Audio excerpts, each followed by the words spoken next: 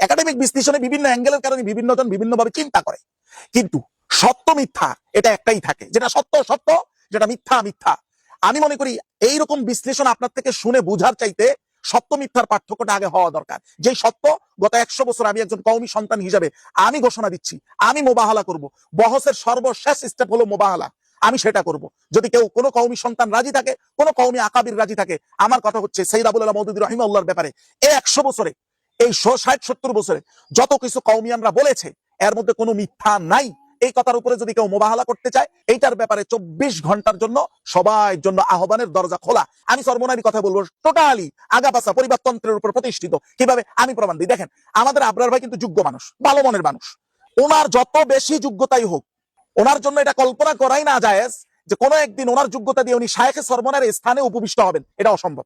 কিন্তু আপনি কি এটা দাবি করতে পারবেন যে ওনাদের পুরা পরিবারটা, ওনাদের আশেপাশে যারা চাচা, আপন চাচা আছে, আরো যারা, এদের সাথে কি একই সম্পর্ক আছে? তো পরিবারতন্ত্র চলার কারণে আমাদের মধ্যে ঐক্য হচ্ছে না।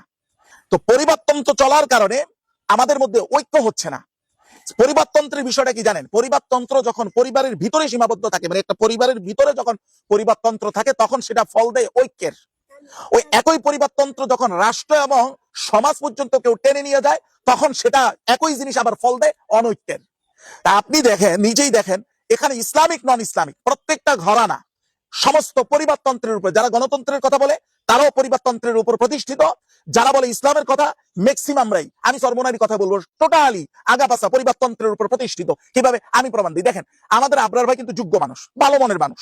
ওনার যত বেশি যোগ্যতাই হোক, আধ্যাত্মিক জায়গা থেকে, মৌখিক ভাবে না, আধ্যাত্মিক জায়গা থেকে ওনার জন্য এটা কল্পনা করাই না জায়েজ যে কোনো একদিন ওনার যোগ্যতা দিয়ে উনি শায়েখে সরমনের স্থানে উপবিষ্ট হবেন, এটা অসম্ভব।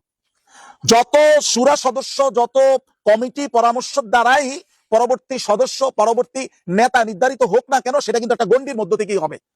পরামর্শ হাজার হোক, কিন্তু এটা গণ্ডির বাহিরে যাবে না, গণ্ডির ভিতরেই হবে।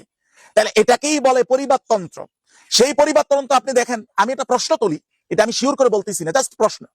সেটা হলো সরমনাইর যে পরিবারটা, ওনারা দুই ভাই, যেই দুই ভাইয়ের সম্পর্ক দরবারের সাথে, যেই দুই ভাইয়ের সম্পর্ক রাজনীতির সাথে, যেই দুই ভাইয়ের মধ্যে ফাটল হলে ওনাদের দরবারও নষ্ট হবে, রাজনীতিও নষ্ট হবে, ওই দুই ভাই কিন্তু আলহামদুলিল্লাহ ভালো মিল আছে।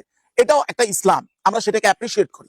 কিন্তু আপনি কি এটা দাবি করতে পারবেন যে ওনাদের পুরা পরিবারটা, ওনাদের আশেপাশে যারা চাচা, আপন চাচা আছে, আরো যারা, এদের সাথে কি একই সম্পর্ক আছে? আমি দোষ কার, কে এখানে দোষী, এটা আমি জানি না, কিন্তু এটা তো সত্য যে পুরা পরিবারের বন্ধন এক সিস্টেমে না। তাহলে আমি কি এটা ধরে নিব? আমি শিওর করতেছি না, ধরে নিব যে এখানে যে পারিবারিক মিলবন্ধন যেটা দেখানো হয়, এটা শুধুমাত্র রাজনৈতিক দরবারি সুবিধার কারণে। এটা যদি হয়, আমি জানি না হয় কিনা, যদি বাস্তবে আমি যেমনটা বলতেছি এমনটাই হয়, হ্যাঁ এইটাই তো আমি মূলনীতি বললাম। পরিবারতন্ত্র যখন পরিবারের ভিতরে সীমাবদ্ধ থাকে, সেটা পরিবারের ঐক্যের ফায়দা দেয়। ওই একই পরিবারতন্ত্র যখন কেউ রাষ্ট্র এবং সমাজ পর্যন্ত টেনে নিয়ে যায়, ওই পরিবারতন্ত্রই তখন আবার সমাজের মধ্যে অনেক অনৈক্য সৃষ্টি করে, যে অনৈক্যের কারণে আমরা একত্রিত হইতে পারতেছি না। আচ্ছা বলেন তো, গণতন্ত্রের মূল মন্ত্রটা কি? মূল মন্ত্র হলো বেশিরভাগ যেটা চাইবে সেটাই গণতন্ত্র। অথচ বেশিরভাগ এই দেশের ম্যাক্সিমাম, যদি সঠিক ভোট হয়, সঠিক গণনা হয়, তাহলে বেশিরভাগ মানুষ এই দেশে এখন ইসলাম চায়। আপনি যদি সঠিক গণতন্ত্র ধরেন, ওই গণতন্ত্রের দাবি হলো যে এই দেশে আজকে এখন ইসলাম কায়েম হবে, কিন্তু সেটা হচ্ছে না কেন?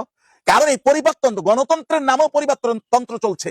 এই জন্য গণতন্ত্রকেও নীতি নয়, কৌশলের জায়গা থেকে যেভাবে ব্যবহার করার দরকার সেভাবে আমরা ব্যবহার করতেছি না।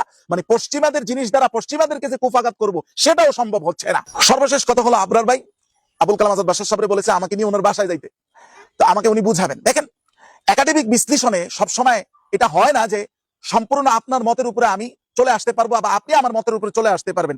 এটা যদি হইতো তাহলে সব ইমামের একটাই মত হইতো। একাডেমিক বিশ্লেষণে বিভিন্ন অ্যাঙ্গেলের কারণে বিভিন্ন জন বিভিন্নভাবে চিন্তা করে, কিন্তু সত্য মিথ্যা এটা একটাই থাকে, যেটা সত্য সত্য, যেটা মিথ্যা মিথ্যা। আমি মনে করি এইরকম বিশ্লেষণ আপনার থেকে শুনে বুঝার চাইতে সত্য মিথ্যার পার্থক্যটা আগে হওয়া দরকার। যে সত্য, গত 100 বছর আমি একজন কওমি সন্তান হিসেবে আমি ঘোষণা দিচ্ছি, আমি মোবাহালা করব। বহসের সর্বশেষ স্টেপ হলো মোবাহালা, আমি সেটা করব। যদি কেউ কোনো কওমি সন্তান রাজি থাকে, কোনো কওমি আকাবির রাজি থাকে, আমার কথা হচ্ছে সৈয়দ আবুল আলা মওদুদী রাহিমাহুল্লাহর ব্যাপারে এই 100 বছরে, এই 60-70 বছরে যত কিছু কওমিয়ানরা বলেছে এর মধ্যে কোনো মিথ্যা নাই। এই কথার উপরে যদি কেউ মোবাহালা করতে চায়, এইটার ব্যাপারে 24 ঘন্টার জন্য সবার জন্য আহ্বানের দরজা খোলা। এইটা আগে সমাধান করেন, পরে বাসায় গিয়ে